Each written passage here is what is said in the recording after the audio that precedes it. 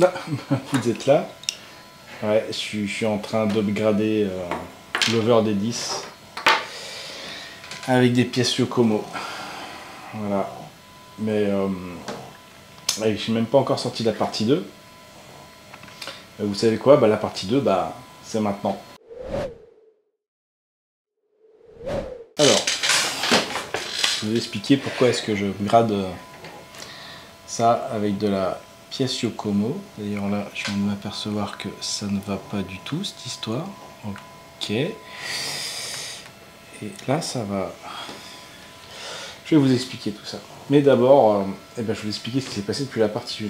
Donc, on a avec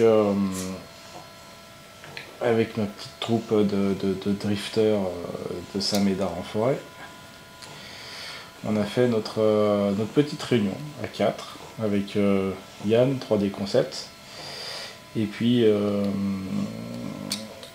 Paul, et puis Fred, et on a beaucoup parlé. Alors moi, quand je fais ce genre de réunion, il y a un truc que j'aime bien faire. Putain, il y a du jeu. Il y a un truc que j'aime bien faire, moi, c'est que les gens sont dans de bonnes dispositions pour bosser.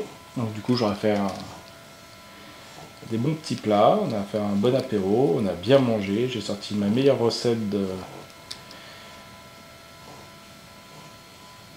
pulled pork. Alors, je suis désolé, hein, je travaille en même temps. Ouais, j'ai sorti ma meilleure recette de filoché de porc à la Monster. Je crois qu'elle a eu le succès escompté. Et du coup, on a bien bossé sur l'over des 10, donc sur ce modèle-là, le mien. Globalement, tout ce que j'ai fait a été validé à l'unanimité. En tout cas, tout le monde était d'accord avec les modifications. Donc au niveau de la direction et de l'ouverture. On a vu quelques bricolettes, mais rien de fabuleux. On a beaucoup travaillé sur le projet de Yanou, voilà, qui est encore secret, mais qui va sortir dans pas longtemps. Et du coup, il ne restait plus qu'à aller tester tout ça. Donc le véhicule a été testé sur la piste de de Grézieux-la-Varenne. C'est une piste sur laquelle j'aime bien aller, surtout en plus que la nôtre à Saint-Médard-en-Forêt, je sais pas, la nôtre à Saint-Médard-en-Forêt, elle est fermée, donc on risquait pas d'y aller. Voilà, donc on a fait ce qu'on avait à faire là-bas. On a proposé le véhicule à l'essai aux drifters sur place, qui sont d'une manière globale quand même des gens qui savent de quoi ils parlent. Voilà. Des belles voitures, bien préparées, bien réglées, et aussi de très très bons pilotes. Donc, du coup, c'était l'occasion de faire essayer le véhicule.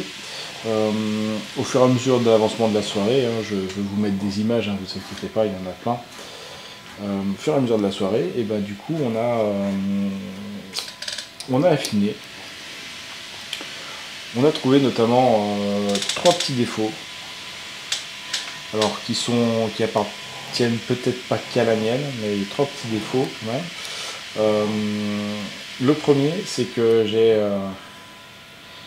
des roues avant qui touchaient l'échappe que j'ai changé. Il y avait une petite interférence, donc j'ai changé ça. Alors pas l'échappe, mais par contre j'ai fait des hexagones plus larges, donc ça permettait d'avoir quelque chose d'un petit peu meilleur.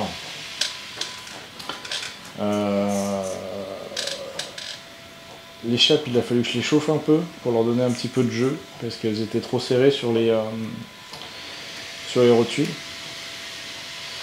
Ça vient du fait que... c'est pas mal comme ça. Ça vient du fait que c'est pas des rotules standards, c'est pas vraiment du 4.8, ça doit être du 5, et ça doit pas être du 4.3, ça doit être du 4.5 ici. Donc il a fallu faire un petit micmac. Bref, mes rotules étaient serrées, j'avais un petit peu du mal Ils avaient un petit peu du mal à revenir, donc avec une petite chauffe, j'ai réussi à leur donner un petit peu plus d'aisance, donc c'était très très bien. Ça, on a réussi à le faire. Donc j'avais mes jantes qui frottaient un petit peu dessus. Ça occasionnait des blocages de roues, donc du coup la voiture spinait, mais on le voyait parce que la roue était arrêtée, donc on se doutait qu'il y avait un problème à ce niveau-là. Donc ça, je l'ai réglé avec des hexagones imprimés en 3D plus larges, du coup. Et c'est bon, c'était réglé, donc ça coûtait pas grand-chose, il suffisait de. Mais j'ai décidé là de passer en Axio Como, c'est des axes réglables, au moins mon réglage il est au quart de poil quoi. Donc là voilà, je suis content. Ça tourne, ça touche plus. C'est parfait. Il a fallu adapter évidemment, il a encore fallu créer des choses parce qu'il y a tout un tas de subtilités qui font que ce châssis n'est pas forcément 100% compatible avec les pièces du marché. À mon sens là, prochain petit plaisir, lui acheter une paire de fusées avant. Voilà, avec des vrais roulements. C'est chouette, mais ça y fera pas de mal. Voilà. Donc du coup, spoiler alert, hein, c'est un très bon châssis. Finalement, une fois bien réglé, effectivement, il n'a rien à envier à un MST ou même à un RDX. Il a même l'avantage par rapport à RDX d'être complètement réglable. Donc du coup, ça en fait une bonne affaire. Niveau puissance moteur, le moteur qui est là, qui a un 3700 kV, je vais vérifier, hein, je peux dire des conneries. Il a fallu l'assagir un peu, donc j'ai mis plein d'expos, genre 60%, et on était bon. Donc voilà, ça devenait progressif et tout à fait maîtrisable. Donc pour moi c'était tip top. Ouais, c'est ça, c'est un 3400 kV ici. Donc c'est un peu plus qu'un... Oh putain, conversion en tour. Ouais, je vais te dire des conneries. Allez, ça fait un peu plus qu'un 10 tours et demi. Parce que l'autre c'est 3004. L'autre ça doit être 3100 kV. Le 13 tours et demi. Attention, je suis sur un terrain glissant, je maîtrise pas. Donc tout très bien. L'essai très bien. Tellement bien que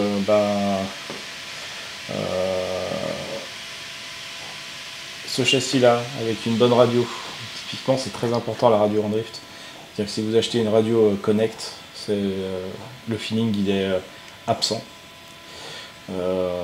Moi j'ai une RC 8X que je me sers pour le crawler. J'avais mis un de mes châssis drift sur la RC 8X.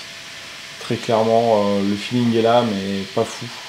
Si vous voulez un super feeling, minimum 4 PM. C'est cher, on a l'impression qu'elle vaut pas grand chose, mais le feeling est top. Donc très important en drift, la radio. Donc ce châssis là, une bonne radio et un bon pilote. Clairement vous suivez quelqu'un qui a un setup de compétition. Et la preuve par l'image, hein, je vous le montre, hein, Alex qui a déjà un petit palmarès, en tout cas qui roule très bien et très fort, qui a l'habitude des châssis très bien réglés aussi. Après cette voiture, il suit les setups de compétition. Donc globalement on y est. Évidemment avec ce setup moteur et ESC, on ne va pas chercher bien loin. Il faut être précis et doux. On ne peut pas aller rattraper avec des grands coups de gaz, des grands coups de turbo. Mais le travail est fait. Donc voilà. Ce châssis, je l'aime tellement que voilà, ça y est, ça commence. On commence à l'upgrader. Donc là, des premiers axes, histoire d'avoir les roues bien libres, écarter pile ce qu'il faut. Dans un deuxième temps, changer le combo servo-gyro. Celui-là fait le travail, hein, clairement, hein, vous ne serez pas emmerdé avec ça. Mais pour quelque chose d'un peu plus performant. Dernière chose, upgrader le combo ESC et moteur. Ça va être du Hobby Wing, du D10 de chez Hobby Wing. c'est bien. Ça viendra d'un de mes deux setups que j'ai déjà, que je vais faire évoluer sur du RFD. Donc ça va tout se retrouver là-dessus. Donc là, on va encore y gagner en performance, c'est sûr et certain. À côté de ça, pendant la séance, et ben, Yannou a confirmé il est en train de sortir une conversion complète. J'en dis pas plus, il vous en dira mieux. Il est en train de sortir une conversion complète. Il l'a confirmé que ça marchait. Il l'a surconfirmé mercredi dernier, ou celui d'il y a 15 jours. Comme quoi c'était impeccable. Il a fait toutes ses pièces en définitive. Voilà. Et sa conversion, on vous l'a fait découvrir, je pense, d'ici mercredi prochain. On descend au 7S à Clermont-Ferrand. Pour leur faire essayer une autre version du produit, enfin une autre version à nous, parce qu'on avait rencontré des pilotes de là-bas le jour où j'ai essayé la version modèle festival. Lui va leur proposer sa conversion. Eux ont un over des 10 aussi, qu'ils ont travaillé aussi un petit peu, donc ça donnera l'occasion de croiser un petit peu nos petites investigations et nos petites modifications pour que ce soit plus performant. Sinon on va y gagner quelque chose encore, donc c'est cool de communiquer autour de ça avec d'autres gens encore. Et puis surtout on va se faire une belle session parce que la piste du 7S à Clermont c'est un truc de dingue. Donc ça fera aussi des belles images, ça va être super chouette. Donc à suivre sur la chaîne.